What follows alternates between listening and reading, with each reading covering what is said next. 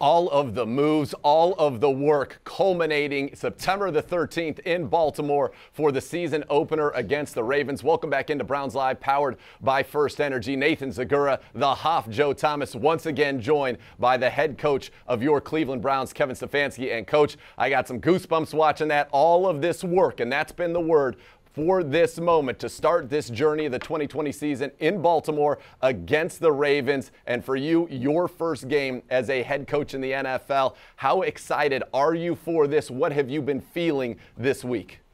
Well, it's why we play, or why we work is to play. It's the guys have put so much into this offseason.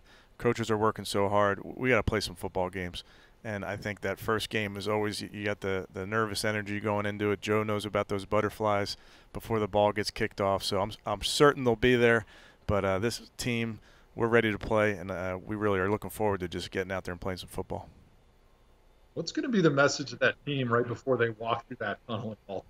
I haven't thought about it yet, Joe. That's on the airplane. I'll put some thought to that. But, no, I think, as you know, so much of the work, it's done, right? And you've prepared. And if you trust in your process, if you trust in your routine, that you make sure that Wednesday is just as important as Sunday and Thursday, and putting the work in and not getting too far ahead of yourself. So I think you got to have confidence in the work that you put in that week, and then you just got to go play. What have you seen from your team in practice as they ramp it up to get ready for a game? Do you see a different focus or intensity than we saw in camp? I do see a different focus and intensity. It's the guys are still going very hard, but now you drill the preparation down. You get into a game plan.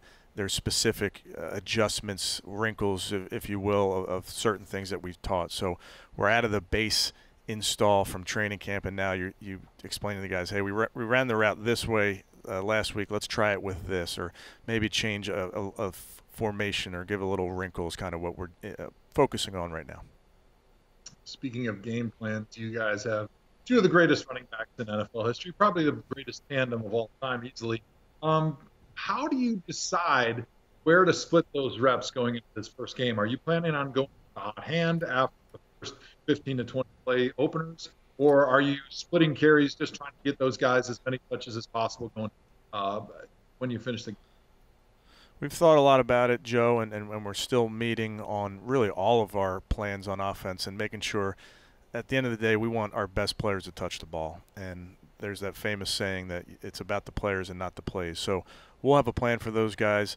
You know, you mentioned Kareem and Nick. They're two excellent players, and there's going to be enough for everybody to go around. And you know, I don't have either of them in fantasy football. I'm not playing fantasy football, but we want to make sure that we're getting the ball to our best players, because ultimately that gives us the best chance to win.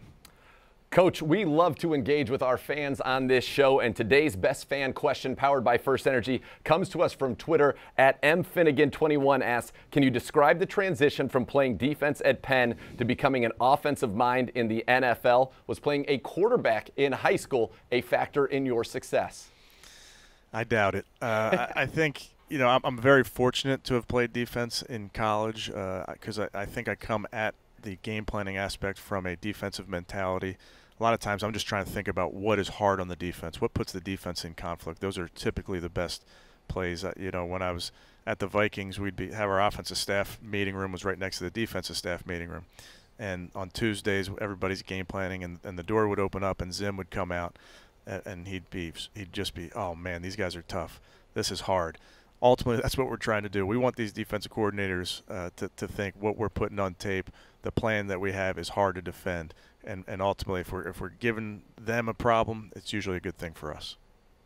Coach, when you look at a game like this, a lot of people go in and say there's the formula for winning. For some people, it's about turnovers, winning that battle. For others, it's about chunk plays on offense, eliminating chunk plays on defense. What is, in your mind, the most important key to victory week in and week out in the NFL?